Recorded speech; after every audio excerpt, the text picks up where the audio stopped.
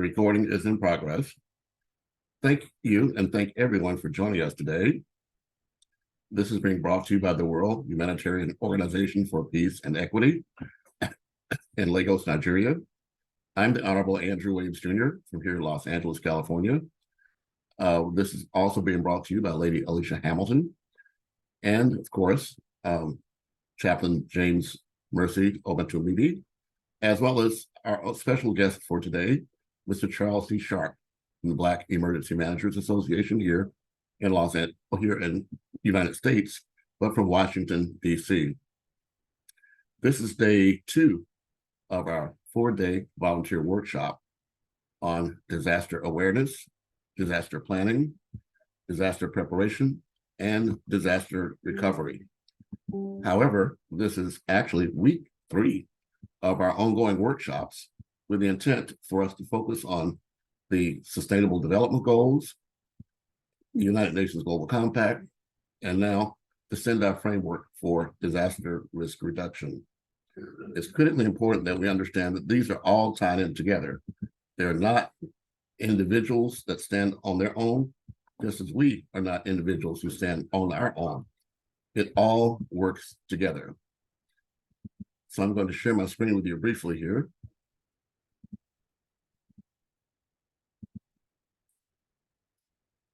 And for everyone that's attending, I have been asking you to make sure that you put your name, et cetera, into the chat. But now I'm going to ask you to do one more thing. I'm going to ask you to go to andrewnetworks.com, andrewnetworks.com. And there, once you scroll down, you'll be asked to include your name and email address to get on our mailing list. We will, in 2024, be launching a monthly newsletter. So we would hope all of you would join us and become part of our family. Just to recap before we get started, again, 2 weeks ago, we began our introduction of the Sustainable Development Goals. And we introduced you the Happiness SDG Pyramid. You can find out more information at sdgpyramid.org.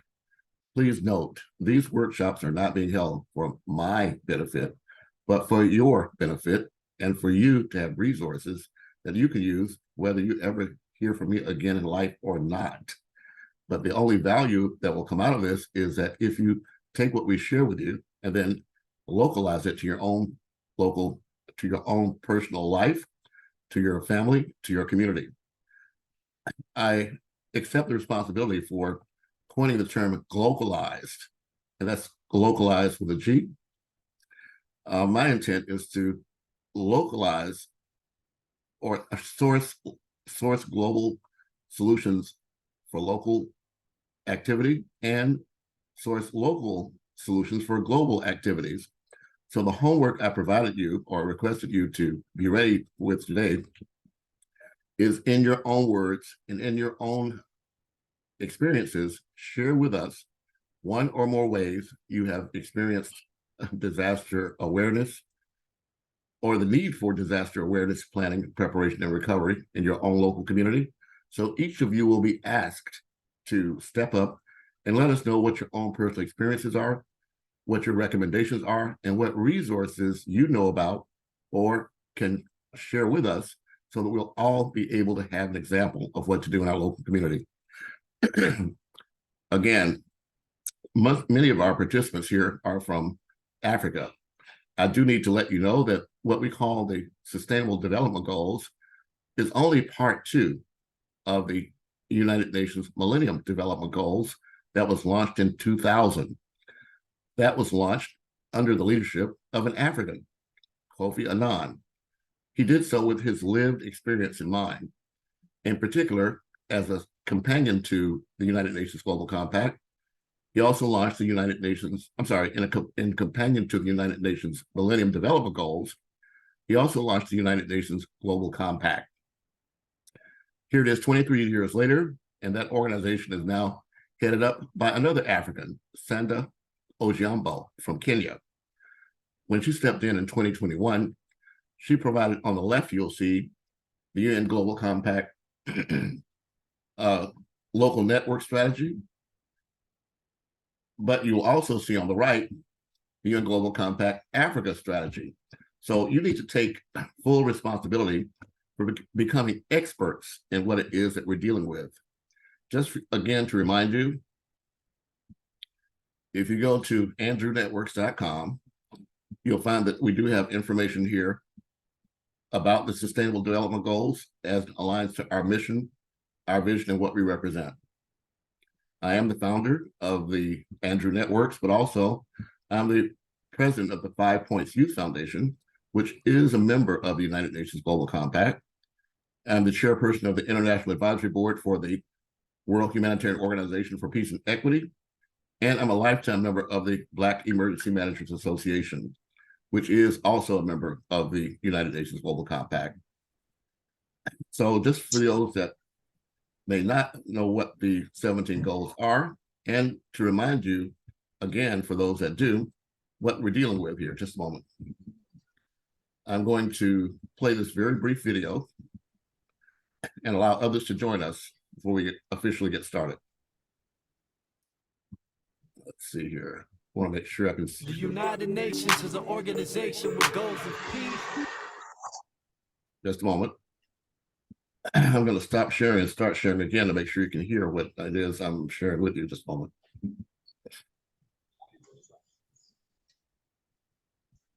Yes, looks like we're ready. And if you're not speaking, please put yourself on mute. Just a moment. I made several people co-hosts, so I'm unable to make my presentation and also do housekeeping. So I'm asking your assistance in muting those who. It's like you can't do it, so let me see if I can do it. And yes, you will be removed if you're unable to control yourself. Samuel, I'm muting you. Just a moment, please.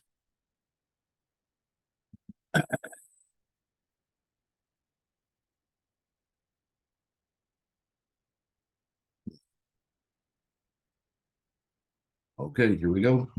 And sustainable development around the world. The United Nations is an organization with goals of peace and sustainable development around the world. Their mission is huge, but we're breaking it down in 2 minutes. 17 sustainable development goals.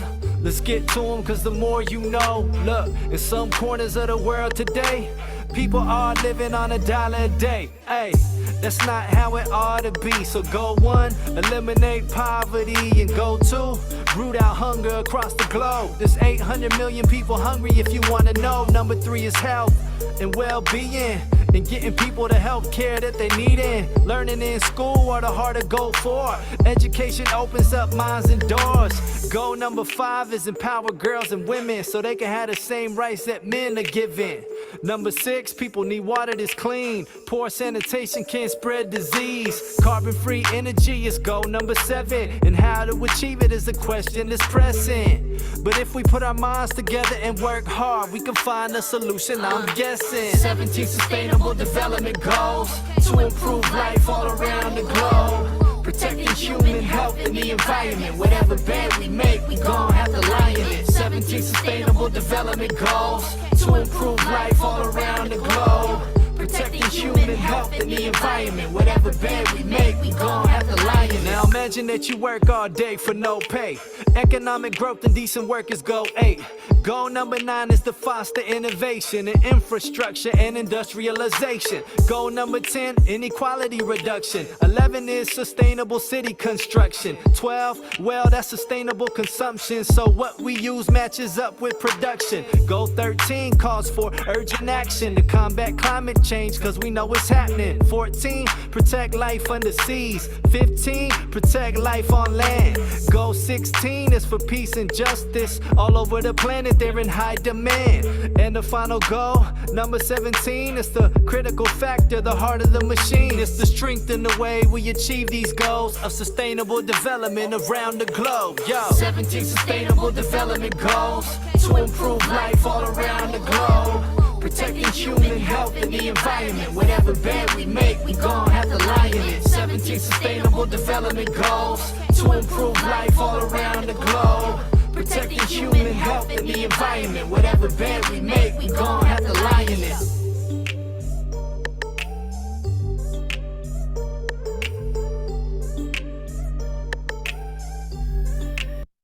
That was what we covered in week number 1. And we asked everyone to choose one or more of the Sustainable Development Goals to be able for you or your organization to participate with the global effort, so that there are 17 goals. I really consider we're working on number 17, Global Partnerships for Development. But we also, the following week, dealt with the United Nations Global Compact. And this is what they're about.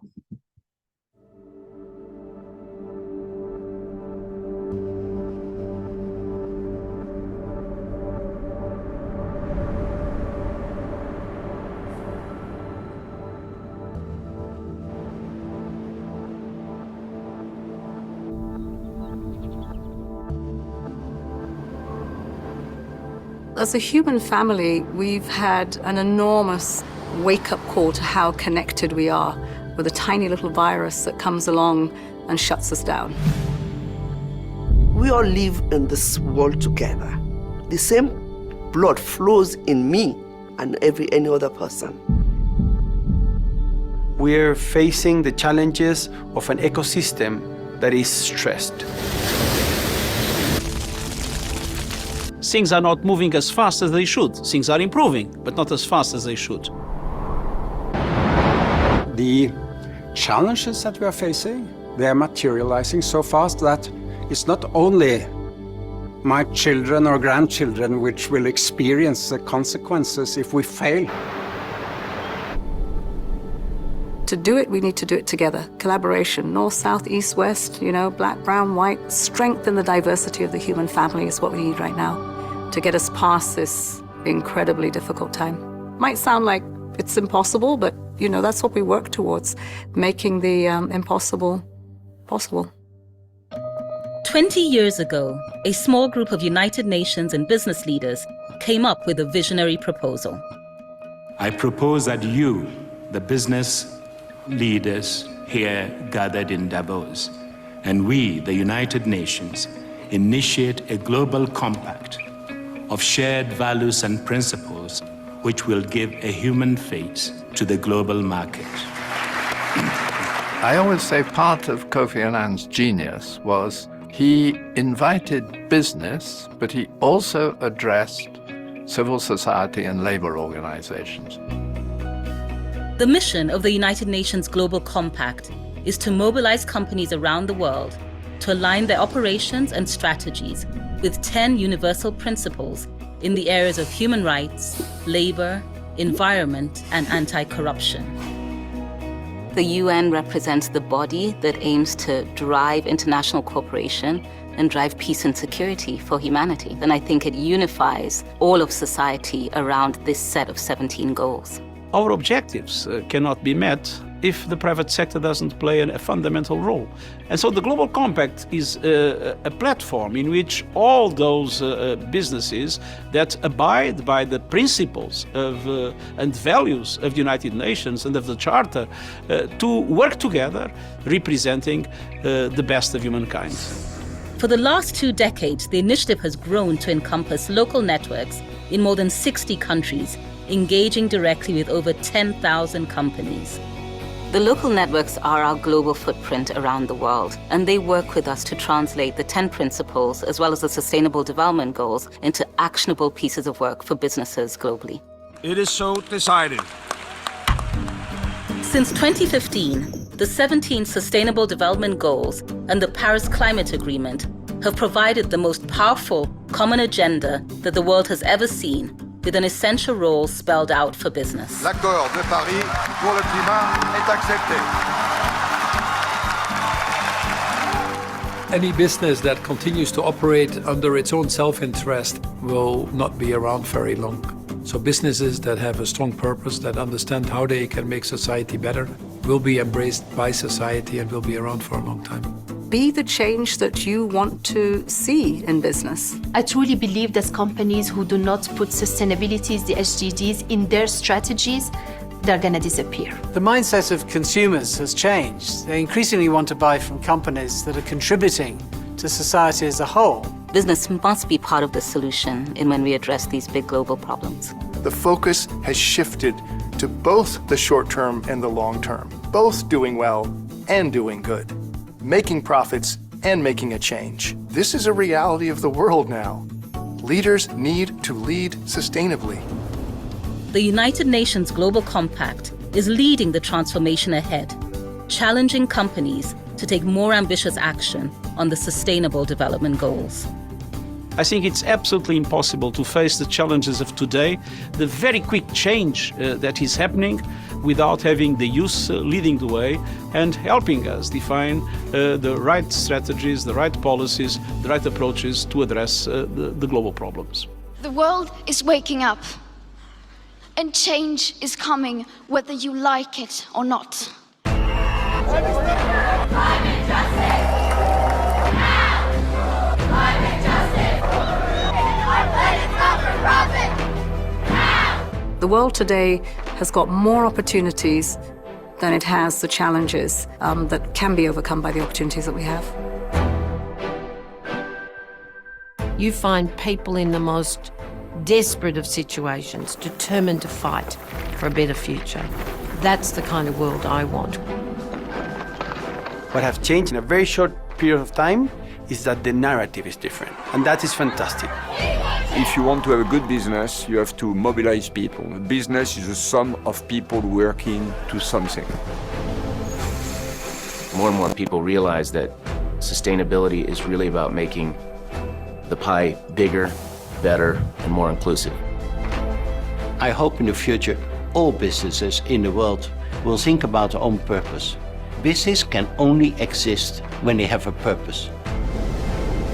We've got to show progress. We've got to reverse what's happening. I see the Global Compact as an incredible organization working together with businesses to build a more sustainable world. We are united across the globe, for the globe. We're united despite our challenges, no matter how daunting the task may seem.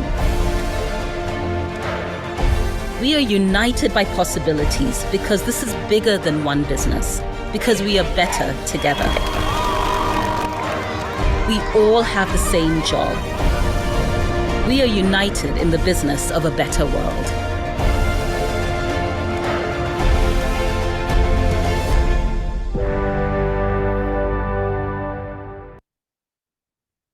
Well, thank you for your patience. We're now up to 28 participants. There are still 3 people who have not joined us. So I'm going to proceed and do our normal overview, and then we'll begin today's presentation. Just to recap, there are 17 Sustainable Development Goals. Number 1, no poverty. Number 2, zero hunger. Number 3, good health and well-being. Number 4, quality education. Number 5, gender equality. Number 6, clean water and sanitation. Number 7, affordable and clean energy. Number 8, decent work and economic growth. Number 9, industry, innovation, and infrastructure. Number 10, reduced inequalities. Number 11, sustainable cities and communities. Number 12, responsible consumption and production. Number 13, climate action. Number 14, life below water. Number 15, life on land. Number 16, peace, justice, and strong institutions. And number 17, partnership for the goals. We, who are members of the World Humanitarian Organization for Peace and Equity, are all focused on number 16, peace, justice, and strong institutions. But we are made up of volunteers from around the world, many of whom who have their own organizations, their own NGOs. So it's certainly up to each one of you individually to determine which of these goals you are focused your attention on. But this is an important year, 2023. This is actually, excuse me, the 75th anniversary of the founding of the United Nations Universal Declaration of Human Rights. And it's very important that you understand that this is the basis that we're all working towards. Let me briefly share with you the story of human rights.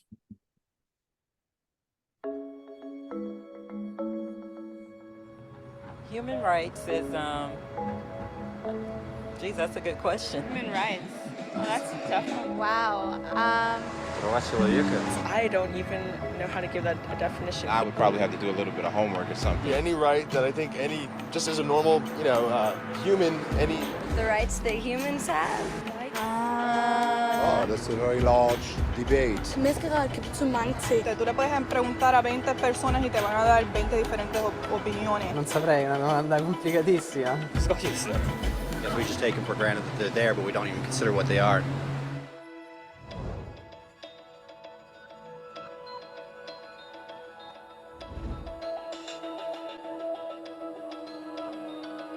Human rights are the rights you have simply because you're human. It's how you instinctively expect and deserve to be treated as a person, like the right to live freely, to speak your mind, and to be treated as an equal. There are many kinds of rights. Most apply to a certain group. But human rights are the only ones that apply to absolutely everyone, everywhere. That means kids, old people, poor people, basketball players, garbage men, rappers, teachers, Africans, Indians, Albanians, Christians, Muslims, Kabbalists, atheists, your mom, your dad, your next door neighbor, and you all have the exact same human rights. In other words, they're universal. But the question remains, what are they? Name the human rights? What the human rights are? The right to live. Equality between all peoples. Right to religion, the right to... Is there supposed to be a list somewhere I should be aware of? According to the United Nations, there are a total of 30 human rights, which are usually lumped together and called simply human rights. They're all listed out in the Universal Declaration of Human Rights, which is the world's most widely accepted document on the subject. But it was a long time in coming. At first, there were no human rights. If you were in with the right crowd, you were safe. If you weren't, well, you weren't. But then a guy named Cyrus the Great decided to change all that. After conquering Babylon, he did something completely revolutionary. He announced that all slaves were free to go. He also said people had the freedom to choose their religion, no matter what crowd they were a part of. They documented his words on a clay tablet known as the Cyrus Cylinder. And just like that, human rights were born. The idea spread quickly to Greece, to India, and eventually to Rome. They noticed that people naturally followed certain laws, even if they weren't told to. They called this natural law, but it kept getting trampled on by those in power. Not until 1,000 years later in England did they finally get a king to agree that no one can overrule the rights of the people, not even a king. People's rights were finally recognized, and they were now safe from those in power. Kind of. It still took a bunch of British rebels declaring their independence before the king got the point that all men are created equal. Which isn't to say he liked the idea, but he couldn't stop them, and America was born. The French immediately followed with their own revolution for their own rights. Their list was even longer, and they insisted that these rights weren't just made up. They were natural. The Roman concept of natural law had become natural rights. Unfortunately, not everyone was so thrilled. In France, a general named Napoleon decided to overthrow the new French democracy and crown himself emperor of the world. He almost succeeded, but the countries of Europe joined forces and defeated him. Human rights was again a hot topic. They drew up international agreements, broadly granting many rights across Europe. But only across Europe. The rest of the world somehow still didn't qualify. Instead, they got invaded, conquered, and consumed by Europe's massive empires. But then a young lawyer from India decided enough was enough. His name was Mahatma Gandhi, and in the face of violence, he insisted that all people of Earth had rights, not just in Europe. Eventually, even Europeans started to agree. But it wasn't going to be that easy. 2 world wars erupted. Hitler exterminated half the Jewish population of Earth in horrifying Nazi death camps. And all told, 90 million people died. Never had human rights been so terrifyingly close to extinction. And never had the world been more desperate for change. So the countries of Earth banded together and formed the United Nations. Their basic purpose was to reaffirm faith in fundamental human rights, in the dignity and worth of the human person. But what were human rights? Were they the proclamations of Cyrus, the natural laws of Rome, the declarations of France? Everyone seemed to have a slightly different idea of what human rights should be. But under the supervision of Eleanor Roosevelt, they finally agreed on a set of rights that applied to absolutely everyone. The Universal Declaration of Human Rights. The French concept of natural rights had finally become human rights. So, in summary, at first, only a few lucky people had any rights, until one of those guys decided, hey, other people should have some rights too, which was great, except not everyone agreed. And it only took a few thousand years of fighting and declarations and more fighting until everyone finally agreed that human rights should apply to everyone. And they all lived happily ever after. Except for one little problem. If people have the right to food and shelter, why are 16,000 children dying of starvation every day? 1 every 5 seconds. If people have freedom of speech, why are thousands in prison for speaking their minds? If people have the right to education, why are over 1 billion adults unable to read? If slavery has truly been abolished, why are 27 million people still enslaved today? More than twice as many as in 1800. The fact is, when it was signed, the Universal Declaration of Human Rights did not have the force of law. It was optional. And despite many more documents, conventions, treaties, and laws, it's still little more than words on a page. So the question is, who will make those words a reality? I have a dream today. When Dr. King marched for racial equality, he was marching for rights that had been guaranteed by the United Nations for almost 2 decades. But still, he marched. When Nelson Mandela stood up for social justice in the 1990s, his country had already agreed to abolish such discrimination for almost 40 years. But still, he fought. Those who fight today against torture, poverty, and discrimination are not giants or superheroes. They're people. Kids, mothers, fathers, teachers. Free-thinking individuals who refuse to be silent. Who realize that human rights are not a history lesson. They're not words on a page. They're not speeches or commercials or PR campaigns. They are the choices we make every day as human beings. They are the responsibility we all share to respect each other, to help each other, and to protect those in need. As Eleanor Roosevelt said, where, after all, do universal human rights begin? In small places close to home. So close and so small that they cannot be seen on any maps of the world. Yet they are the world of the individual person, the neighborhood he lives in, the school or college he attends, the factory, farm, or office where he works. Such are the places where every man, woman, and child seeks equal justice, equal opportunity, equal dignity without discrimination. Unless these rights have meaning there, they have little meaning anywhere.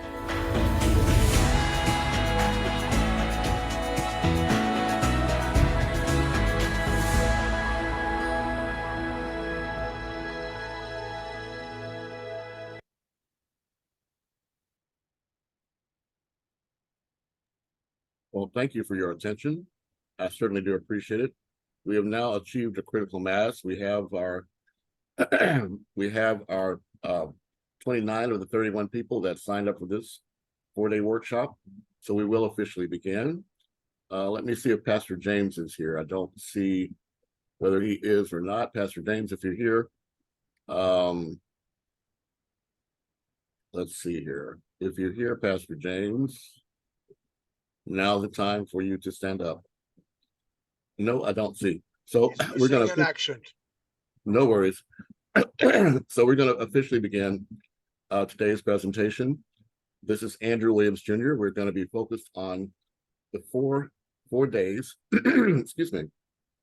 We're spending 4 days on dealing with disaster awareness, disaster planning, disaster preparation, and disaster recovery. I'm Andrew Williams Jr. This is also being brought to you by Lady Alicia Hamilton with the New World Network, Chaplain James Mercy Obentumbibi of the World Humanitarian Organization for Peace and Equity in Nigeria, and Mr. Charles D. Sharp, who's joining us here from Washington, D.C. We focus on these 4 areas, not because we made them up out of thin air. We're actually following along with the commitment that was made alongside United Nations Sustainable Development Goals. That was called the Sendai Framework for Disaster Risk Reduction. It began with an idea that the entire world needs to focus on the most vulnerable. If truly we're going to leave no one behind, we can't just talk about it, can't just wait for it to happen. We actually have to do something about it. I'm going to share with you my screen now, and it's very simple. Even though we talk about disaster awareness, disaster planning, disaster preparation, and disaster recovery, those are kind of generic words. There is a specific effort worldwide from the top down, from governments who have voluntarily committed to accomplish these objectives alongside the Sustainable Development Goals. The Sendai Framework, and Sendai, just to let you know, it's not a made-up word. It's actually a place on Earth. It's in Japan. That's the location where this framework was developed. Sendai is also important for another reason. That was where the UNESCO was founded after World War II, because the world left Japan out. So civil society, members of the body politic, you and me, decided that we would create an organization that would focus on these civil rights.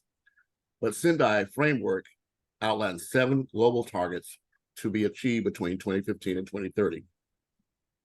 And there are 2 basic pillars.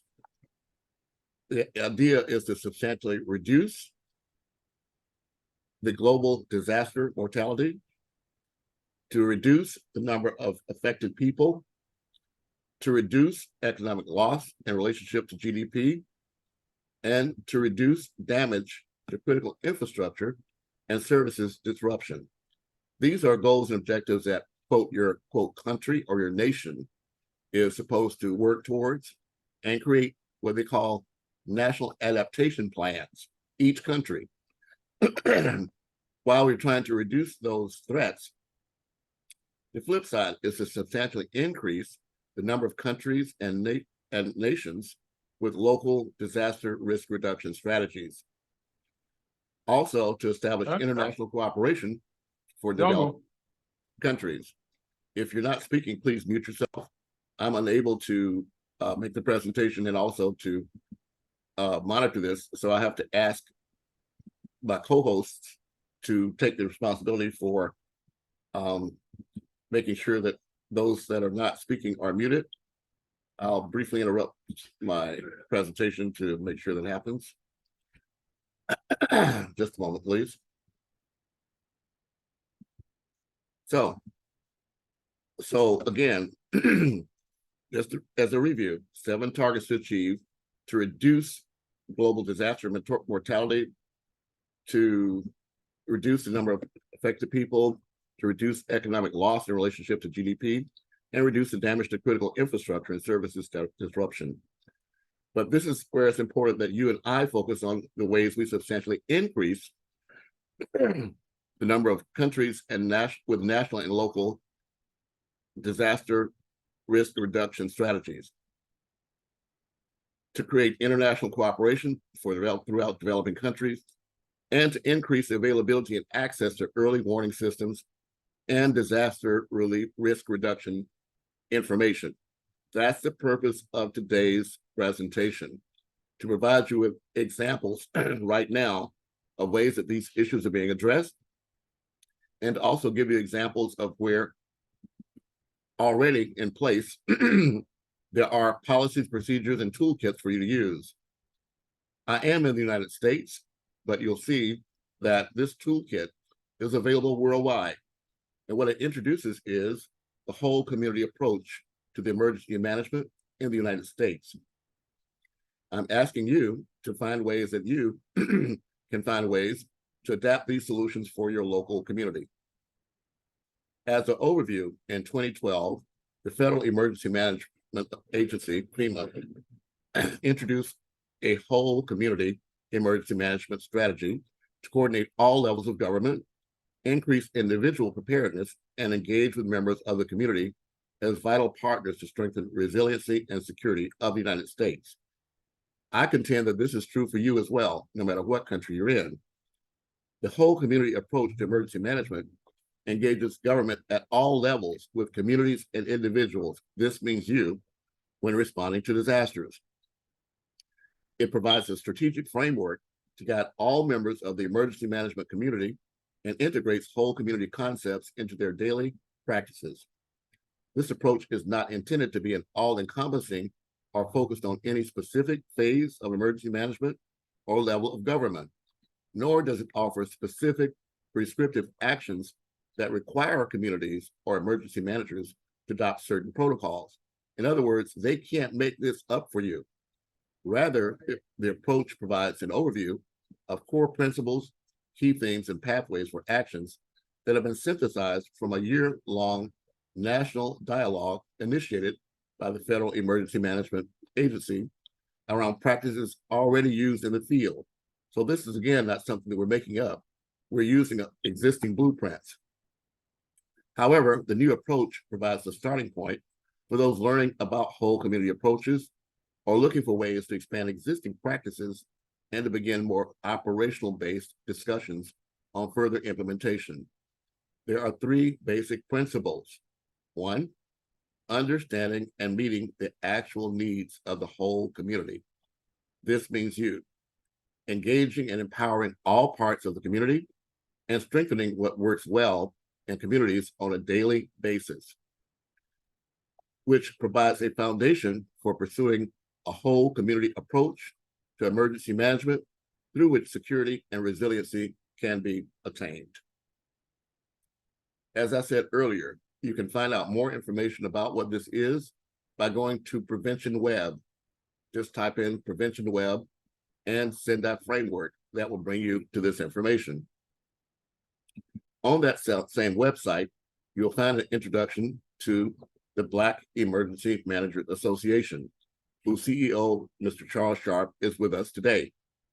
The mission of BEMA is to provide information, networking, educational and professional development opportunities to African American and African descent emergency managers to advance the emergency management and homeland security profession, to assist and ensure diversity and community involvement in all phases of emergency management, to include grant opportunities, training, preparedness, etc., with an emphasis on the long-term recovery of the community. Develop the disaster reduction tool is the development and strengthening of mechanisms and capacities at the community level. This means you to build resilience to hazards. And there are, in particular, again, these activities to address the whole community approach using all members of a community. That includes disabled, children, senior citizens, ex-offenders, in addition to responders, first and follow along, and implementing emergency management and disaster reduction for communities. This information, as I said, is readily available. However, it's not done in isolation. President Obama launched, or he signed, the Presidential Executive Directive number 8 for the United States that created a national preparedness goal. The national preparedness goal defines what it means for the, quote, whole community to be prepared for all types of disasters and emergencies. The goal itself is succinct: a secure and resilient nation with the capabilities required across the whole community to prevent, protect against, mitigate, respond to, and recover from the threats and hazards that pose the greatest risk. These risks include events such as natural disasters, disease pandemics, chemical spills, and other man-made hazards, terrorist attacks, and cyber attacks. Again, this is readily available. Go online and you can actually download this booklet that you may be able to use in your own local community. But we came here to talk about solutions. The same organization, the Federal Emergency Management Institute, provides information that's available worldwide. This is not limited to just the United States. You're able to access this information and take these courses online, free, at no cost. These courses cover the entire gamut of disaster awareness, disaster planning, disaster preparation, and disaster recovery, as well as grant opportunities so that you and your local community can actually take advantage of these resources. Mr. Charles D. Sharp, if he's still with us, will be able to briefly show you how this work that applies in the United States can apply to your local community. I'm in Los Angeles.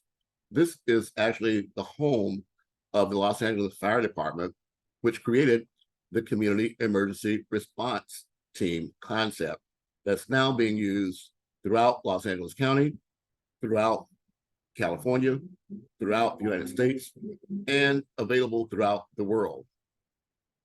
In Los Angeles, there are more than 4 million people in the city every day, whether they're residents or visitors.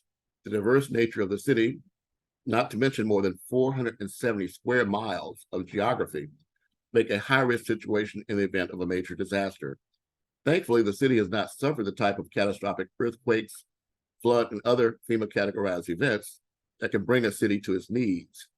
To ensure that the population has the best possible chance of surviving a disaster and thriving afterwards, the Los Angeles Fire Department supports and trains residents to be disaster first responders. The program is called Community Emergency Response Team. I'm encouraging you to create or join or find out about your local community emergency response framework, because only that way can you learn to adapt the tools that are available globally to your local situations. For example, here in Los Angeles, there is a specific list of those people who can join CERT, and anyone in good health and with a sense of community can become a part of CERT. That means you. If you become a CERT member, you'll learn about important life safety support techniques. You will, however, not be expected to place yourself in dangerous situations, either in training or when a disaster strikes. You have to take care of yourself first.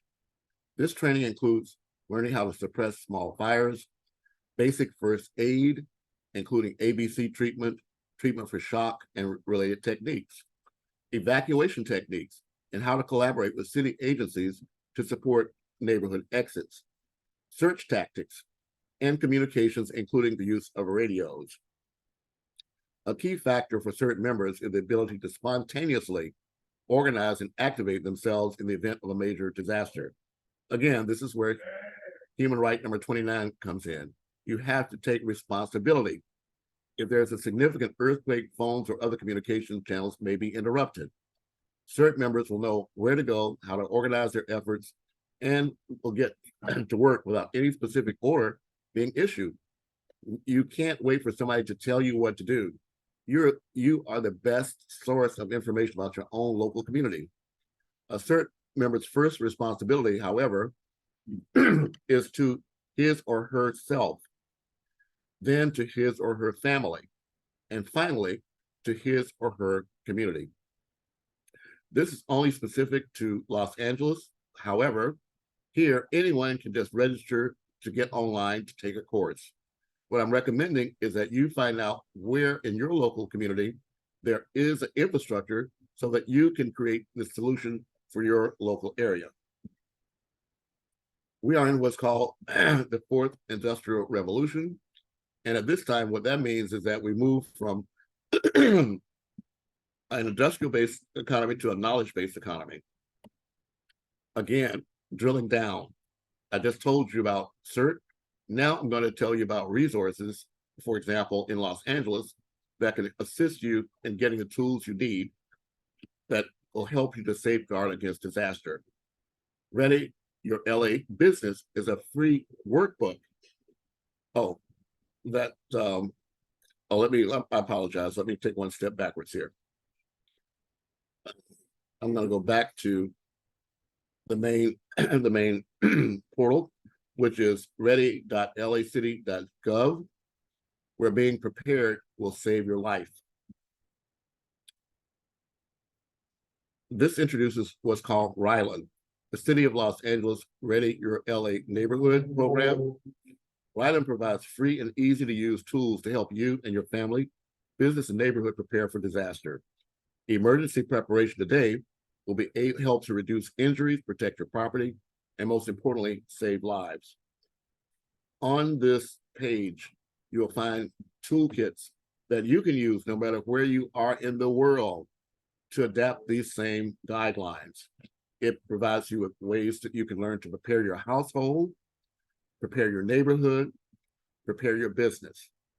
Also, for Los Angeles, it provides a way that we can get connected, learn, and also engage with city emergency management. These are not limited to the Los Angeles area. This information is available online 24 hours a day to anyone around the world. I'm suggesting that you either start or find out how you and your local community can take advantage of this example of ways you can address disaster awareness, disaster planning, disaster preparation, and disaster response in your own area.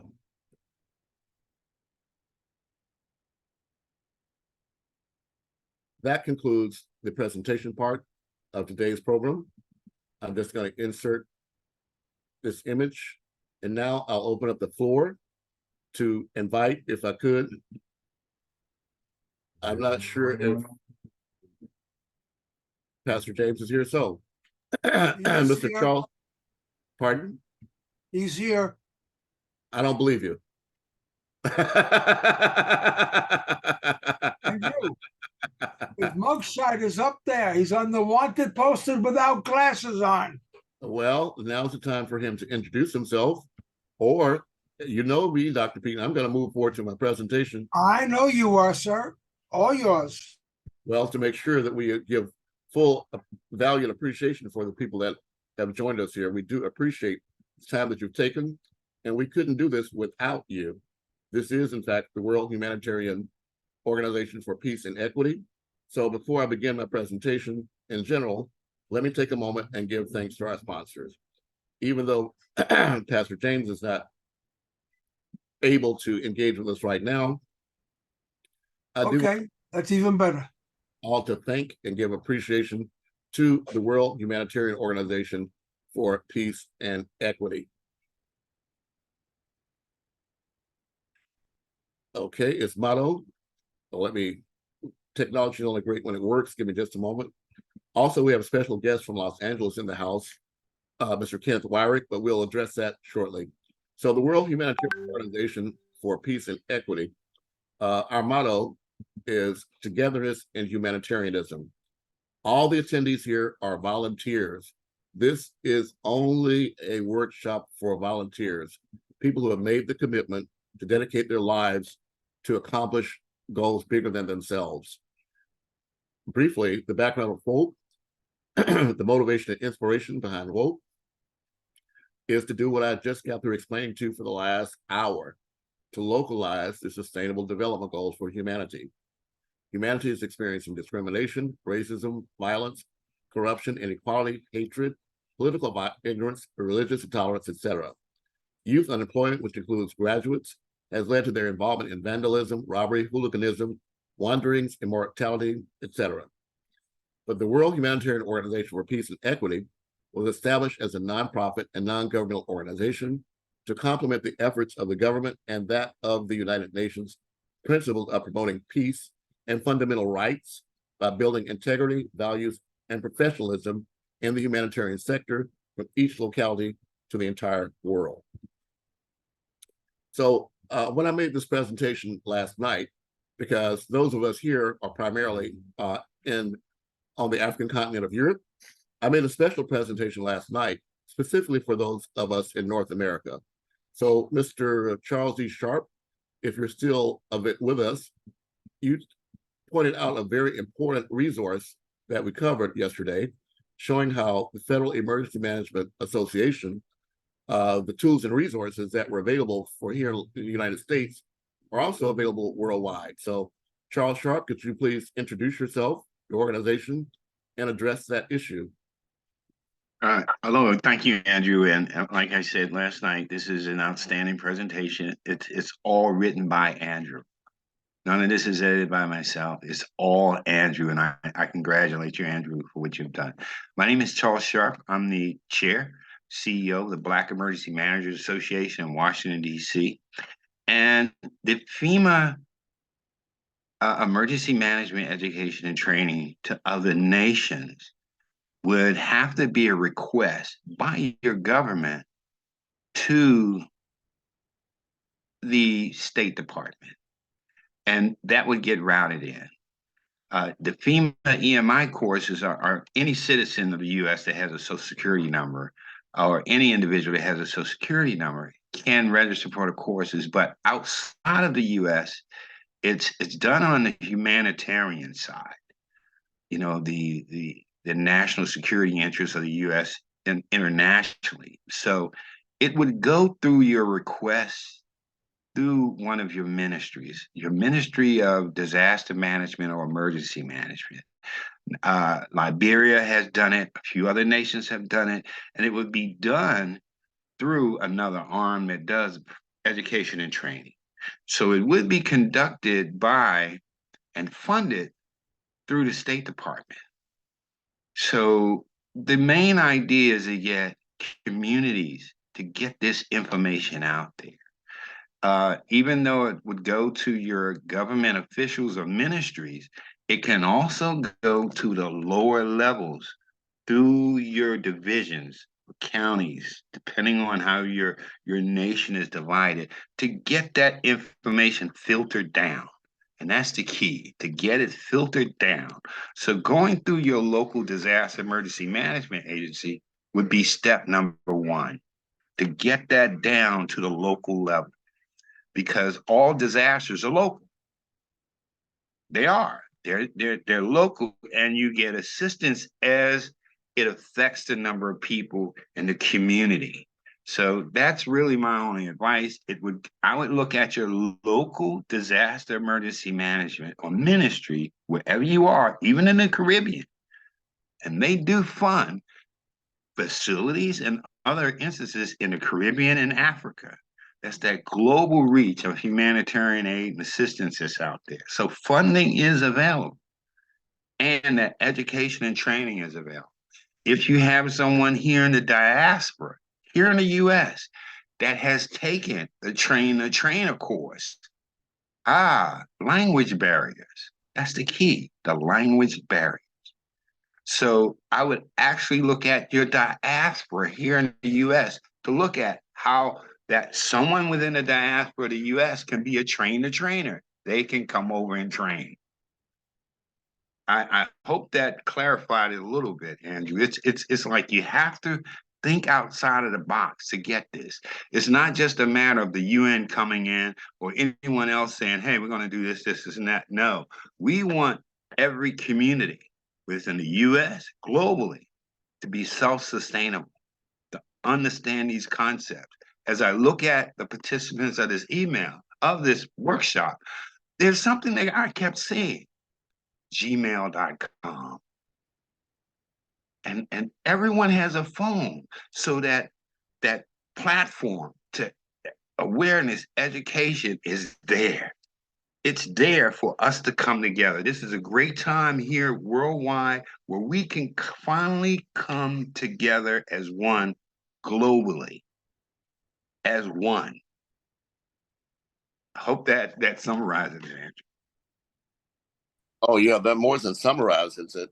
It gives us marching orders. What you don't know, or you may know, Charles, is that last weekend we worked with the University of Ibadan and their Disaster Management Institute to honor many of their students, but also many of our World Humanitarian Organization for Peace and Equity participants, many of whom are here today on this call. So I'm asking you to be aware again that this is interactive workshop. The intent is not to get a certificate. The intent is to find information we can put to use. I'm calling upon all of you members of the World Humanitarian Organization for Peace and Equity to begin making your list of those people in the diaspora, in particular those here in the United States, who you believe have a heart for humanitarianism so that they can become trained trainers. This is not an idle threat or an idle request. In Nigeria, in particular, that's one of the few countries that has set up what's called the Nigerian in the Diaspora Commission, NIDG. One of our other global ambassadors, Mr. Shola Agboola, who is a native of Nigeria, but is now a resident of Canada, is also one of the very few people that has been designated to be responsible for the diaspora from Nigeria and their connection with the continent. I'm suggesting that we reach out through our University of Ibadan contacts, connect them with the Shola Agboola Goodwill Ambassador Association, Saga Foundation, based in Lagos, of which I too am the chairperson of their International Advisory Board. So I'm asking you to ask me formally to take the steps necessary to make sure the country of Nigeria requests the same type of relationship with the United States as does Liberia. If little bitty Liberia can do it, what happens in Nigeria can actually change the future of Africa. Before I go further, I do see a hand raised. I'll address the hand raised, so I can't see who it is, but you have the floor. Please go right ahead. Yes, Andrew, and that is the key. And when I mentioned the language, cultural knowledge and understanding, a lot of the documentation here in the U.S. may be in English and Spanish. They're also going into Creole. Yes, the Creole language, Haiti, French, other languages. So on the continent, that documentation, once you become a trainer, they give you all the documentation. And you have to convert it, in a sense, officially or unofficially, depending on how you look at it, convert that to your language so that others understand. You take that knowledge from the US to that local village or your community there. You start from the bottom up or top down. We know how top down goes in terms of process and procedures, but we're more interested in BEMA bottom up. The local community is the key, and what we call the community imperative. The individuals, families, neighbors, everyone in the community, the whole community is the key to everything. So I just wanted to make that sure, and thank you for emphasizing the diaspora. That's a key thing of getting things from the U.S. to other countries. Well, no, I thank you for bringing up the fact that we have to also deal with language challenges. But luckily, amongst the World Humanitarian Organization Peace and Equity members, one of them who is here, Dr. Anita, but also Dr. Yawande, she deals with making sure healthcare information is available in all of the dialects of Nigeria and has a team of translators around the world. So, Dr. Peter, I'm asking you to connect with Dr. Anita and connect with James and connect with me and connect with Charles about setting out a plan of action in the next year for us to accomplish this objective. Also, the next year is very important. Actually, this year is important. I mentioned to you earlier that December 10th is the 75th anniversary of the founding of the United Nations Declaration of Human Rights. This is also a transitional year. It was 10 years ago, in 2013, that the African Union formalized their launch of what's called the African Union Agenda 2063. Now, Africa has one of the youngest populations in the world. That means a lot of impatient young people. So no one wants to hear about what you're going to do in 2023 today. So what the African Union did was break that down into 10 segments. The first segment, the first 10-year implementation plan, ran from 2013 to this year. Right now, they're in negotiations and discussions about formalizing the next 10-year plan. That 10-year plan is part of 12 flagship projects for the entire continent of Africa. So no matter where you are, you do have a right and responsibility to engage with that locally. One of the most well-known aspects of that is the African Continental Free Trade Area Agreement. Recently, Rwanda joined, I believe, Ethiopia or Ghana to remove visa restrictions for travel within the continent. But you have to take the responsibility for engaging with us to reach the diaspora outside Africa. I'm going to also ask you to understand that next year is the final year of the decade for people of African descent. The challenges that we're facing in Lagos are identical to the challenges we're facing in Los Angeles. And as Charles knows, we also face these challenges in the Arabic world and even in India and Asia. In fact, in the Philippines, I'm actually working with Negritos, who are part of that Aboriginal launch from Africa that populated the world. So let me say that it's critically important for you to understand our children need to know what you're learning. They won't follow what you say, they'll only follow what you do. So we have to take this workshop as our marching orders for us to find ways we can adapt these solutions that Charles is discussing in a real-time way. So Mr. Kenneth Wyrick, if you're there, please raise your hand. Charles, you put information into the chat. Please share that with the rest of the audience, and then we'll move on to Kenneth Wyrick. Thank you.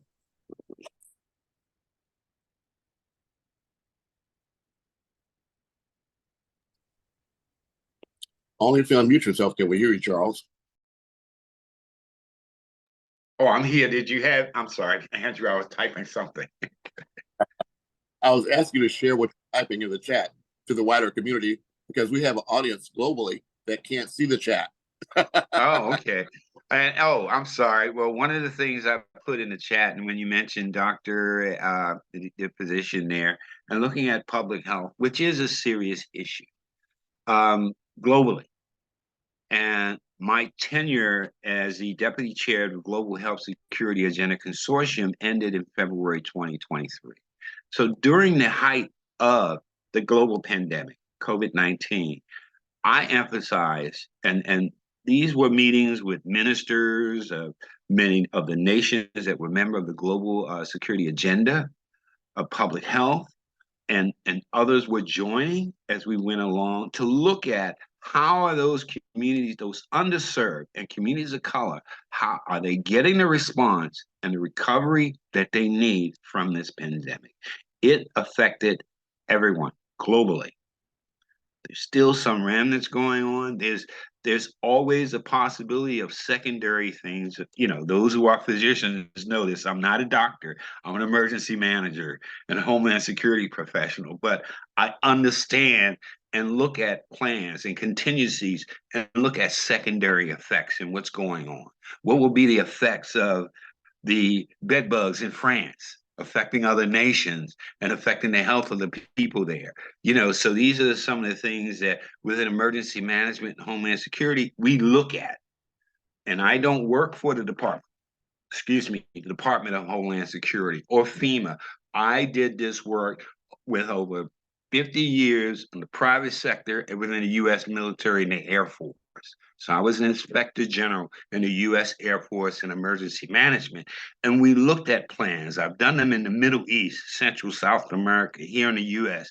I inspected National Guard and active duty bases within the U.S. So I have a good understanding of what's going on, you know, to see the big picture and not just pieces. You know, here in Washington, D.C., the African Union mission is here.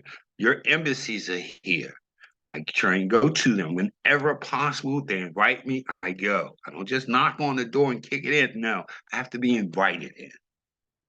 But I emphasize the language barriers and what's going on. is the key to addressing a lot of the issues that are being discussed today. Well, thank you so very much. Dr. Anita, if you can hear us, can you raise your hand and introduce yourself briefly before we go to Kenneth Wyrick? If you're unable to do so, I do understand. But if not, then please make your comment now. I'll give you 5, 4, 3. Hello. 2. Hello there.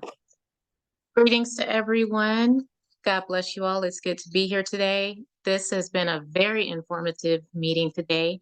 Thank you so much for sharing to CEO Charles Sharp. I am very interested in what you are doing, and I appreciate what you have already done, all of your years of service. Being a nursing professor, of course, everything related to healthcare as it relates to emergency management and whatnot is very interesting to me. I have been, as I mentioned the other day, a participant with Red Cross in a couple of capacities. And then I have the Titus 10 Foundation, where we are supporting educational goals with Sustainable Development Goal number 4. What I want to share with you all today is something that you may find as a great resource, no matter what phase of disaster management you are in. And that is with the World Health Organization. And if I had more time, I could expound. But if Well, you go to, I'm sorry? You have more time if you choose to. You also may share your, if you choose to. The ball is in your court. Okay, well, thank you very much for that. I appreciate that. There are resources for disaster and emergency management that are educational tools for both you and your NGO, your nonprofit organization, your business, or even yourself and your family at the World Health Organization. They are absolutely free. They are self-paced courses, and you actually can obtain a record of achievement for doing these courses, for obtaining this information, and a lot of people are unaware of it. It's actually an app. It's to initially to equip frontline responders to kind of do disease containment outbreaks and to manage health emergencies. But this expert knowledge on public health is open to anyone and everyone. I know about it because I am a frontline healthcare worker, and I have had use of it, you know, when I'm deployed to see about disasters in my region. However, if you go to openwho.org, and perhaps I'll put that in the chat, but it's the World Health Organization, and it is open to anyone, really. And there are at least 8 to 10 courses just based on disasters and emergency management.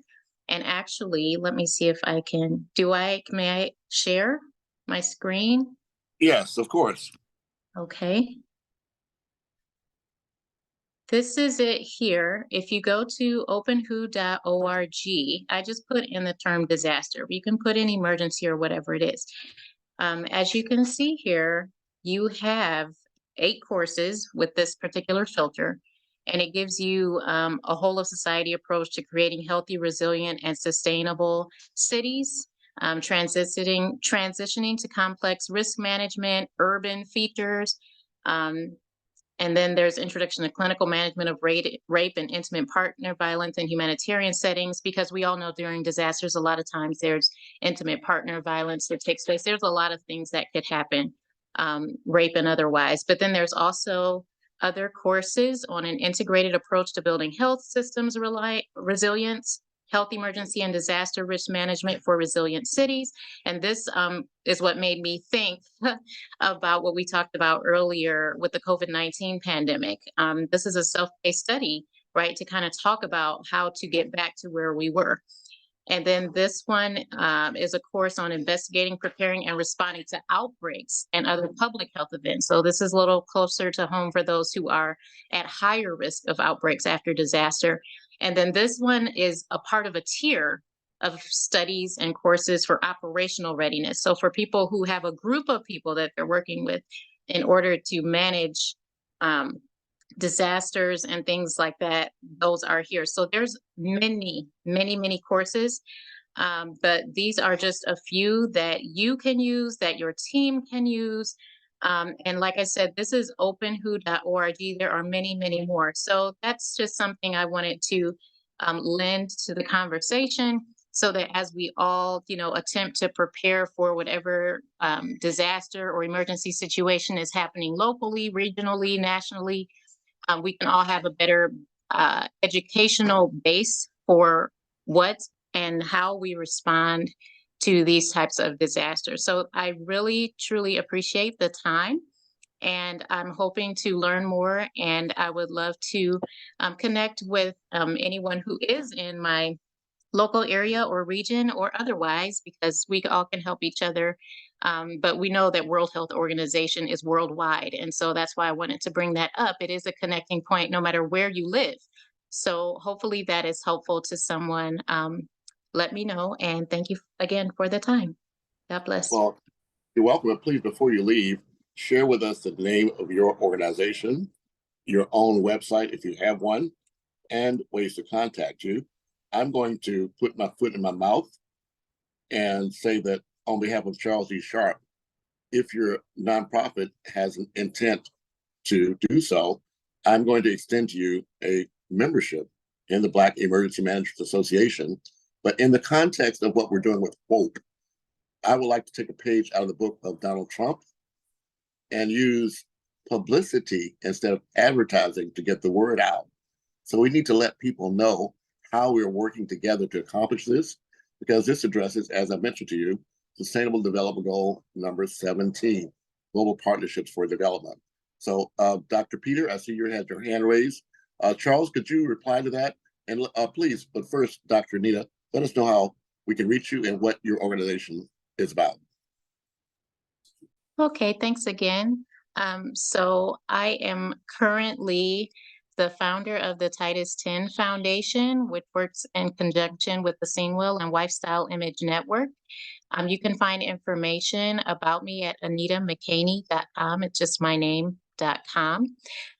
You can email me at missions@thesingwell.com, and I'll put that in the chat for anyone who wants to reach out. I am in the process of making some additions to the site for access, and just wanted to put this out here that today is a really good day to support organizations, nonprofits, etc. Since it's Giving Tuesday, it's a good day to connect, to collaborate, and to give to organizations. My organization, the Titus 10, is based on my book called The Titus 10, which I wrote 10 years ago in 2013. And it is literally the biblical definition of 10 things that women should be teaching other women. And so that is the basis of all of the missions and outreach that we do in America, in Ghana, in Nigeria, and most currently in Kenya, where we are helping to increase education among orphans and widows. So that is my organization, and I'll be happy to connect and collaborate with any of you that are interested. Thank you. No, thank you very much. Charles, would you like to make any comment before I go to Dr. Smith? Charles Sharp, now's that time. I see your chat. You said something that was important, and I think this is our commitment that we usually give to others to show that change is possible, and we have to change the paradigm. For those individuals and nonprofits, civil society organizations on this call, on this workshop, I know I'm skipping some things. I am going to grant free lifetime affiliate organizational membership in BEMA International to those individuals, because you may not be Homeland Security or emergency management professionals.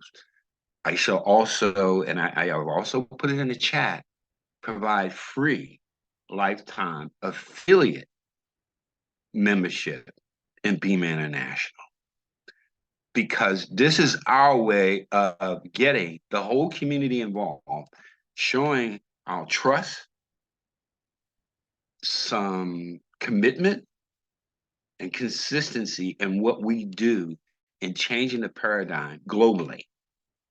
When it comes to organizations, we will assist if the opportunity becomes available. Other members will assist in getting you funding. We want you to be self-sustainable, to not depend on others in your community, and for others to give you funding. We want to break that chain of depending on others. We're not a colonialist type organization. We're not coming in to run it. We're here to assist. We're here to assist, and this is our way of committing to changing the paradigm. So, Andrew, you said it. I said, this is the only way that I could do it. to show that commitment of what you're doing, how important it is, we get this out here to the local level. We have members already in Nigeria, in the Delta region, in Ghana, Liberia, the Caribbean islands, Europe, France, Middle East. It's just a matter of now, we can't do business like everyone else. Current way, or we're going right back to pre-COVID, business as usual. We have never been business as usual in BEMA International. BEMA is a platform. We are your platform. You can look it up in the dictionary. The Black Emergency Managers Association International, BEMA, is in the dictionary. We are a platform for our members. I just wanted to get that out there. Well, thank you so much, Charles. And on my screen, I'm actually sharing with our audience the website. We encourage you to go to blackemergemanagersassociation.org, but you can just type in, as Charles said, Black Emergency Managers Association International in your Google search. It'll take you to this page. You'll find that the information that Charles is providing is also supporting Homeland Security and the Federal Emergency Managers Association. But these are only parts of the resources that we draw from that provide free resources to help you with your disaster awareness, disaster planning, disaster preparation, and disaster recovery. You can easily go to BEMA International and find that Charles provides, or at least his team provides, an update about information that's relevant to people around the world. For example, this song for Cesar Chavez, you cannot stamp out a people's cause. Again, it's up to us to identify what our causes are and then to find ways to engage with those organizations and associations at the governmental level, at the international level, and at the local level to get these things done. So, Charles, can I just mention also, I'm sorry, Andrew, that can you scroll down to the membership area? And we do not want to know how many members you have in your organization. All we need for your organizational member is just 2 contacts. So I would say fill out the application. All we need are 2 contacts to give that information, to funnel it down. Do not hold it. Let's be transparent. The information is the key to what's going on. We are changing the paradigm globally. We are. You are, by being here. And I just wanted to say that. So as you look at that, fill out the application, send it in with the code so that we know who's who and where it came from, why you're getting this free lifetime membership for your organization. And we look at, and you will start to see postings of funding that's available out there globally. The money and funds are available globally with the F20 and G20 nations. It's there. F20 foundations and the G20 nations. The money is there. It's a matter of taking those global UN global compact principles and others and being trusted with the funds to ensure that they're utilized for what they're allocated for. So I just wanted to say that. Thank you. No, thank you. Again, for those of you that can see my screen, the very first option here is a lifetime individual affiliate internationally. So those of you who alert Pastor James that you have an interest in taking advantage of this opportunity, I would suggest that you do that, or in the chat right now, if you're interested, type in your name, your email address, organization, if you have one, and also BEMA International. That way we'll know who's interested from those that are here today. We are not at full capacity.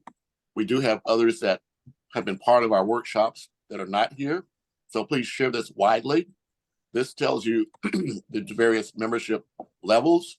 And my task as a member of the International Advisory Board is to also, of WHOPE, is to let you also know that students, membership is available to K-12 level college, university students worldwide.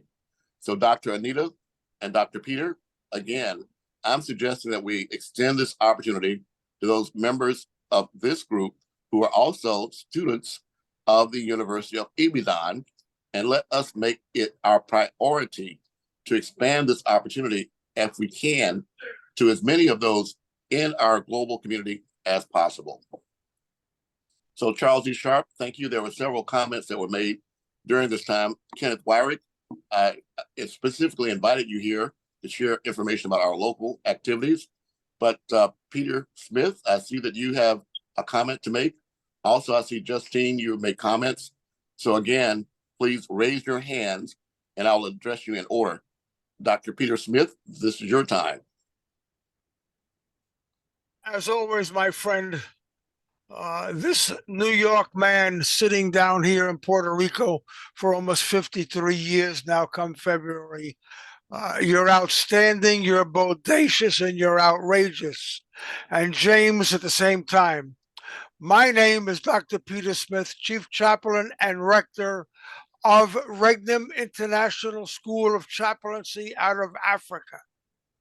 I am also the International Association of Chaplains Senior Vice President worldwide. I do consulting work. I'm retired from law enforcement. I've done my stunt with white-collar crime, fraud, terrorism, homeland security, community services, police community councils as president for almost 28 years. I do guest appearances for James Marcy at different places that need to hear and find out new things. I want to tell everybody here now something, and Andrew has heard a version of this before, but I'm going to repeat it again. The training that you are getting here today is invaluable. If you were to go to a private group today, you would have to pay a couple of $1,000s for the training.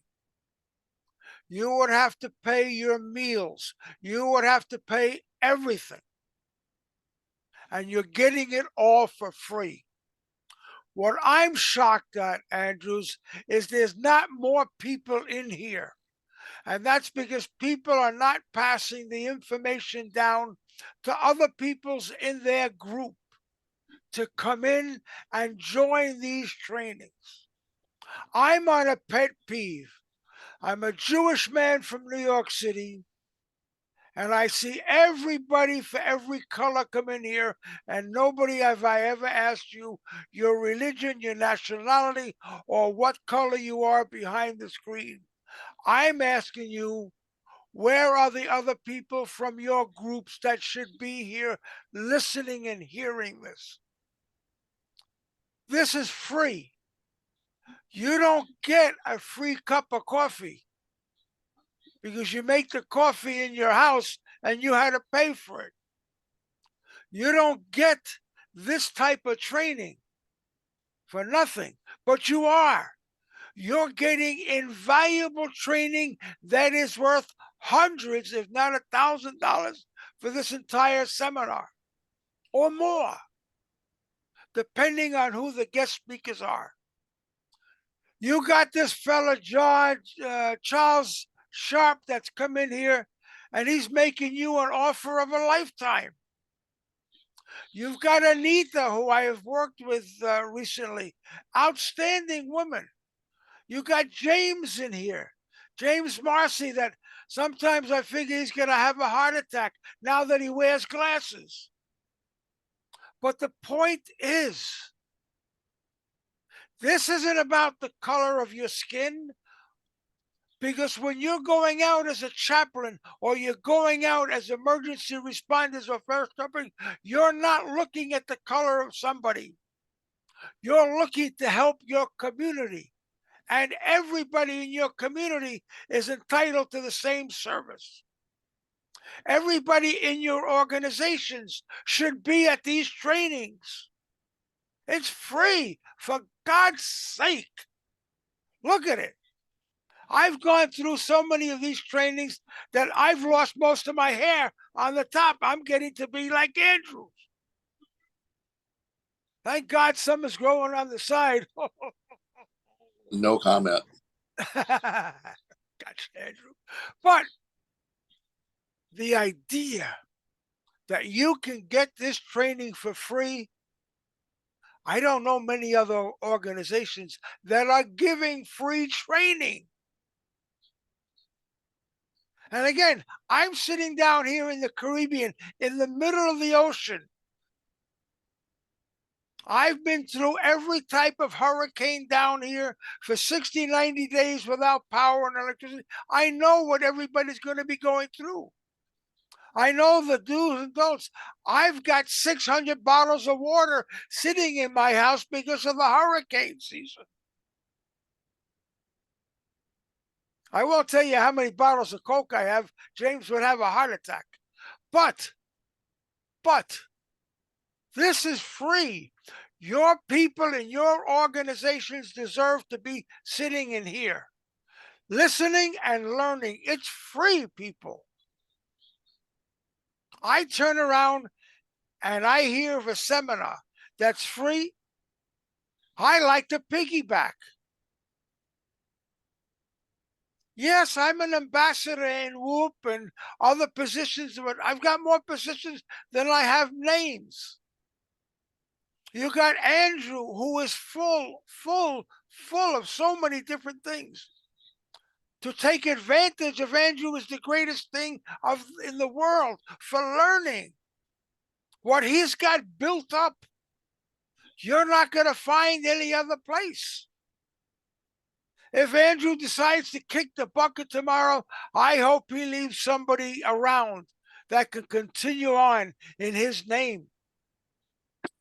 But I'm not looking for him to kick at the bucket, because I have a feeling I might kick it because I'm a lot older than he is. But regardless, this is free training. The last time I gave a lecture, something like this, the next day at the training seminar, they had more people in it. Because the reality is, what I know, I want to make sure that other people in my organization know, because when it's my turn to kick the bucket, somebody else knows what the heck is going on. Don't try to hold it in for yourselves. Give it out. Let your people learn. And let me tell you something. In my last group of chaplains, we're going to be graduating this Saturday, I found some women that I made a challenge to them. And I told them very point blankly, you're giving me very lousy homework assignments. I know you can do better. Boy, did I get in trouble for that. On the next homework assignment, I got a 7.5-page homework assignment, and I said, that woman has got to be cheating. But you know what? I found out afterwards that she's got a master's degree in theology. Because they're afraid to use their intelligence. Look at Anita. Look at Carol. Look at all the people that are around. They are intelligent, and they're using their brains. And as I tell my chaplains that I teach, all male and female chaplains are equal. regardless of your religion, your color, your nationality, whatever you want to call it for. All our blood is red, and people have got to learn, because the earth conditions right now are not looking very good. Come. Bring your phone, come. Excuse me, please.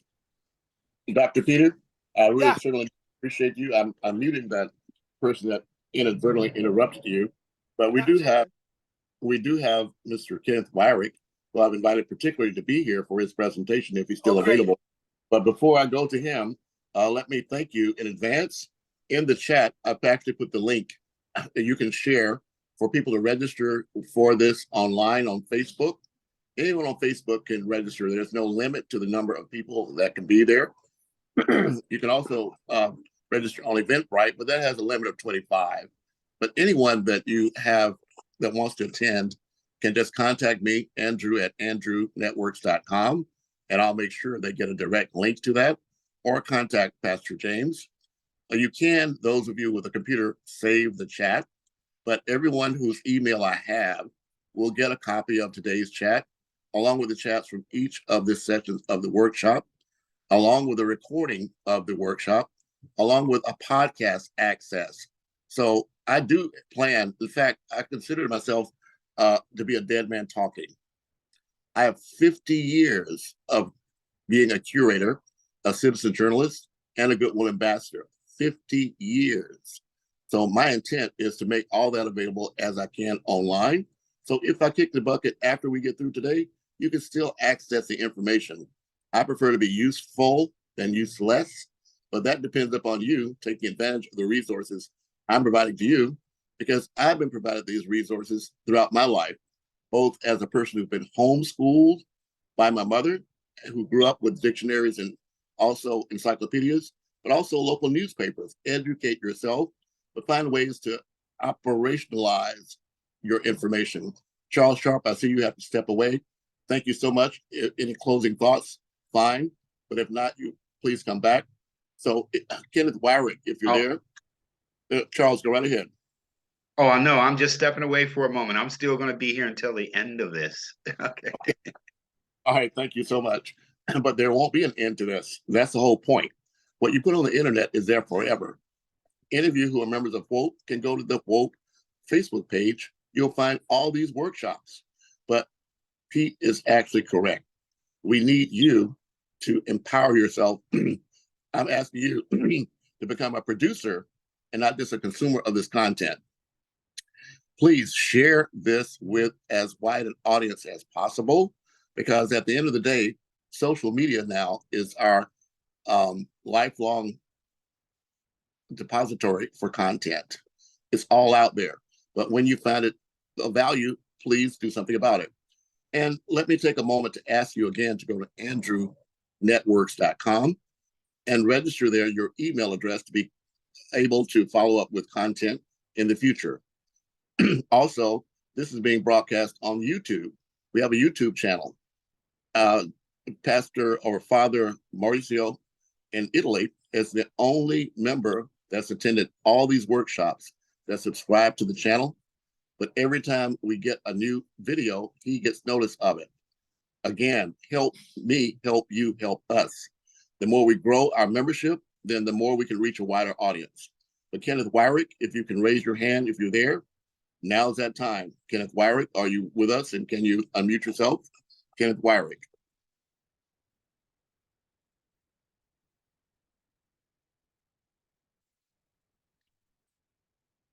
Okay, you got 5, 4, 3, 2, 1, and moving right along.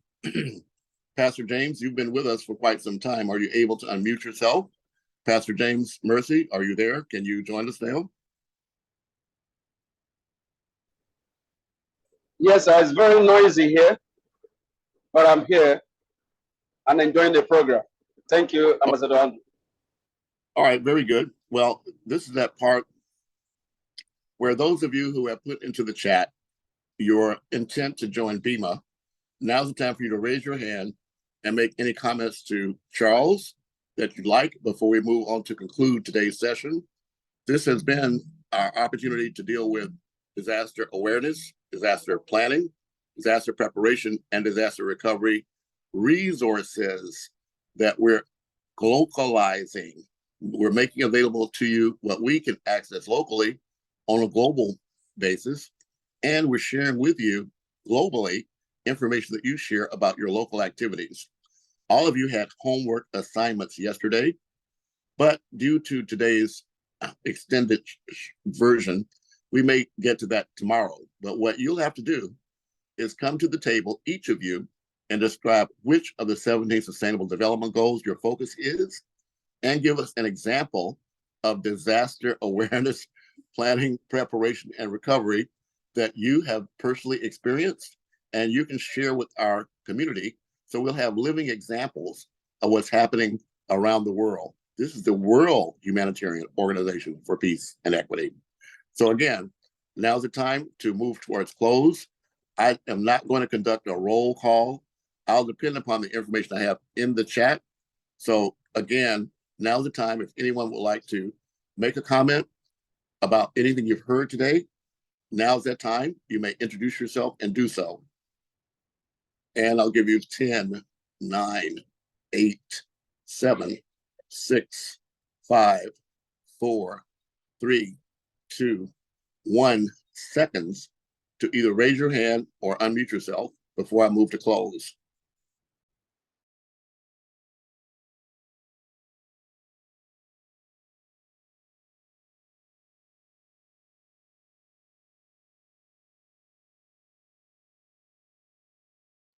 Hands up. I see your hand raised. Now's that time.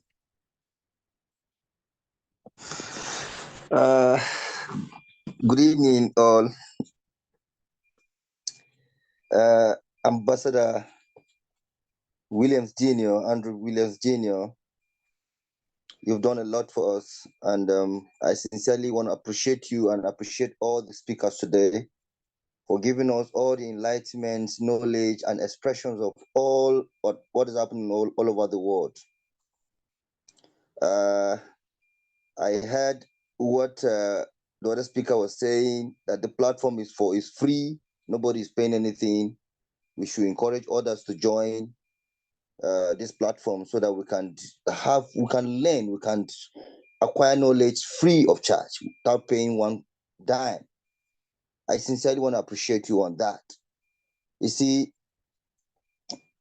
what is happening all over the world is a call for concern for those who want to learn, have more knowledge and experience on what is happening all over the world on disaster and disaster planning, mitigations, and so on and so forth.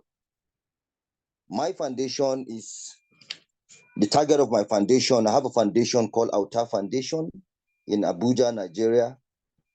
And my target is the SDG goal 11, that's sustainable city and community, and also SDG 13, climate action. What I think with my experience as a disaster expert, with my experience as a MSc student on disaster and risk management, I felt that the only thing I can do is to give back to the society what is needed. The government are not doing the needful by making sure that they reach out to people at the rural communities, educating them on the dangers and issues that has to do with climate change, telling them the sustainable, how the city need to be sustainable and how the communities need to also be sustainable. No one is telling them, no one is talking to the people at the rural communities. I felt it is my duty, it is my right, it is my call to reach out to the people at the rural communities to be able to educate them on the dangers of flood, dangers of fire, outbreaks, dangers of crises, like what is happening today in Gaza and Ukraine, and what is happening today in some part of the country with all these Boko Haram insurgents and so on and so forth. So we need to educate our people on the dangers of all this, and how do we mitigate all this, and how do we stop all this that is happening all over the world. Today we have one of the major crises all over the world, climate change.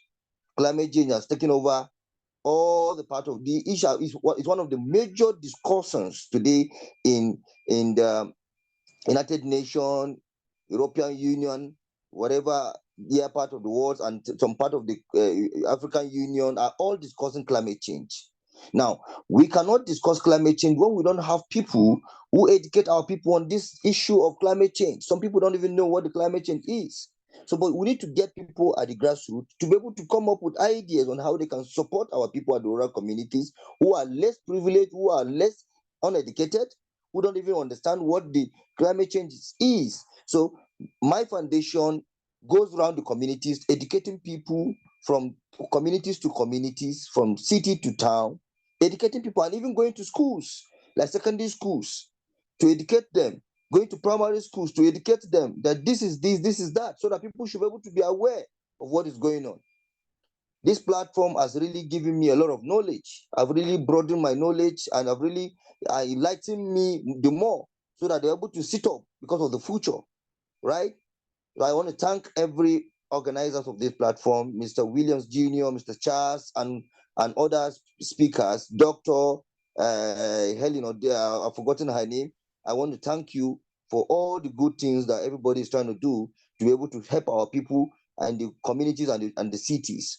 I think the PMAN, I want to join the PMAN so that we can be able to assist robustly all over the world, not only in Nigeria, not only in our communities, all over the world. Let's see how we can extend our hand of fellowship to people who are less privileged, who are less supportive in other sectors, in other sectors of the SDGs. Let's see how we can support our people humanitarianly. Thank you. This is just what I have to say at the moment. I want to thank everybody. I want to thank the participants, thank my colleagues here. Let's see how we can build this platform the more. Let's build this platform more than the way we are looking at it. It's a big opportunity that's given to us, a $1 million platform that somewhere else, if you are going to do this kind of program, you have to pay. I went to United States the other time for a program like this. I paid. So this now I'm doing it free of charge without paying one dime. So I really want to appreciate everybody. May God bless us all. Thank you. Well, thank you very much. We do appreciate that. I do see that you'll be participating with this effort. Again, Dr. Anita and Dr. Peter, I'm asking you to make sure we also reach out to organizations, to educational institutes, such as EBIDON, because the work that we're doing here, what we consider ourselves is an interfaith, nonprofit, academic, and business collaborative. So we're taking SDG number 17, global partnerships, and actually putting that into action as we speak. All of you here are part of that change. We are the ones that have to be the change we want to see. So I just want to thank each and every one of you for your participation.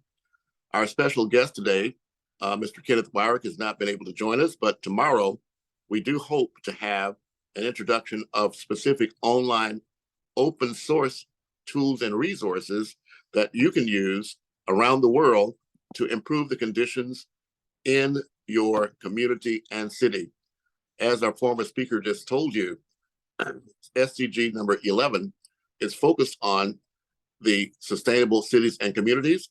But what you need to understand is that that does include, in fact, refugee communities, displaced communities, even homeless communities, because they're all part of an ongoing action for us to accomplish our objective.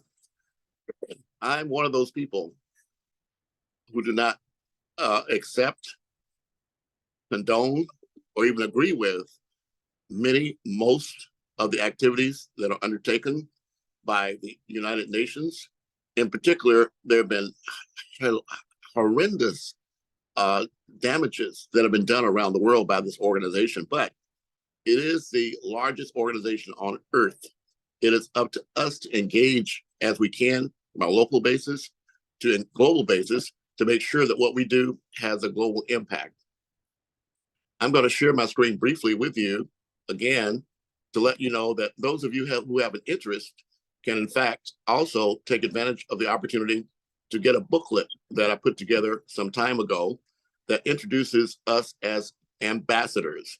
So I'm extending this invitation to all of you WHOPE members who would like to become ambassadors to join this collaborative, because what it does is It provides you with your own booklet that has information that we've been addressing here. For example, this platform or this initiative has already been submitted to and approved by United Nations Global Compact. As I told you, 5 Points Youth Foundation is a member, has been since 2014, but we came in grandfathered under BEMA in 2011 when I received my own international lifetime membership. But again, just to let you know, 5 Points Youth Foundation and associates advocate the 10 principles of the United Nations Global Compact via local networks, respecting human rights and indigenous rights, labor, environment, and anti-corruption through the AHIABGA-TV network channels. So again, the most important thing you can do is subscribe to our channel on YouTube. Right now, we have about 300 subscribers. We need to make that 3,000 subscribers, but we can't do it alone. What we do is we mobilize interfaith, nonprofit, academic, and business collaboratives, localizing the Sustainable Development Goals by building community resiliency networks of safe and sustainable communities and cities, SDG number 11. Taking climate action, SDG 13, pursuant to the Habitat 3 New Urban Agenda. This is a platform in place from 2016 through 2036, using the FEMA Integrated Whole Community Approach, and Vision 2030 for people with disabilities, and tourism for SDGs, models pursuant, in our case, to the City of Los Angeles Sustainability Plan, Los Angeles County Sustainability Plan, and United Nations Global Compact 2021 through 2023 strategy. So this booklet, if you choose to become one of our WHOPE ambassadors, you can go to WHOPE and register there as a volunteer if you haven't, and also send me an email at andrew@andrewnetworks.com, because we'll be dealing there with the planning and preparation I've been providing to you for the last 2 weeks. All this is in preparation for us to move forward. The previous speaker made a very important point. Climate chaos is affecting everyone on Earth, but the places where the people are most likely to die from the adverse impacts of climate change are right where most of you are, on the continent of Africa and in the global South. The bottom map shows the places where there's the least number of United Nations Global Compact local networks. So what we're asking you to do is help us in expanding the number of participants in this organization, but not so that you have to spend money of your own to join it. There are already members of that organization who claim they want to accomplish these goals and objectives.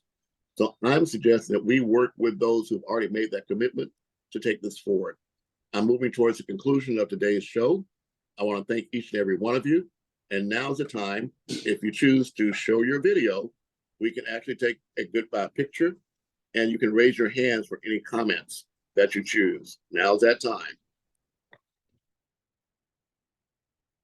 Wear shirts, wear shirts, wear shirts. Then you will come to picture. Wear shirts, fast, fast, fast, fast.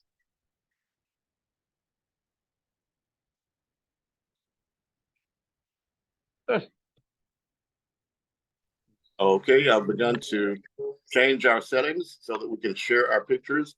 This is the gallery view. So this is being shown to all of the people that are watching us on Facebook. And you snap yourself. No, not snap yourself. I will snap you. With all of our rebroadcasts of this content. So I do hear sounds involved, but now we need your picture, not your sound. We need your picture, not your sound. We need your picture, not your sound. In order for us to take these goodbye photos, I'll give us an opportunity to show our photos now. And I'm using my other finger to make sure that we actually mute everyone that's not speaking.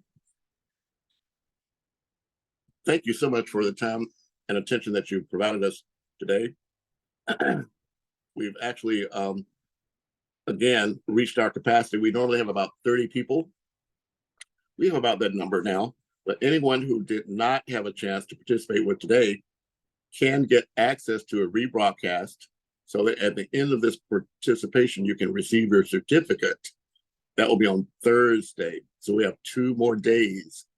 Stay tuned. You have 2 more days of this participation. So now's the time to get ready to wave your hands and all that good stuff. Pastor James, any closing thoughts? Now's the time to get it out. And it's too noisy there. So Dr. Peter Smith, by default, I'm giving you and Professor Anita, so good to see you. I'm giving you a chance now to share your smile with the rest of the world. And I don't have a camera to take a photo, so I'll have to depend upon some of you to get this photo to us. But now's the time. Marquita, so good to see you. Lamoro, good to see you. Yusufu, good to see you.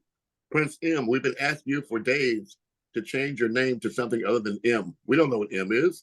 But that's okay for the time being. It looks like we have only these people that are sharing their videos that want to be in this photo. So now we're going to wind up for today. I want to thank everyone's participation for joining us. And again, please invite your friends and associates to attend. Anyone that's here by the last day will get a full certificate as if they've been here for every day if they agree to review all of the content that we've shared. Okay, I'm going to share my screen with an opening so we can close. And then I'm going to call a wrap for the day. Again, you can raise your hand now if you have any comments or questions. Now's that time. I'm going to give you 10, 9, 8, 7, 6, 5, 4, 3, 2, 1. And with that, we're going to wrap up today's show. Thank you, everyone.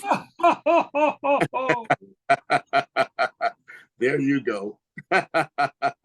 Thank you for your participation today. You're welcome, my friend.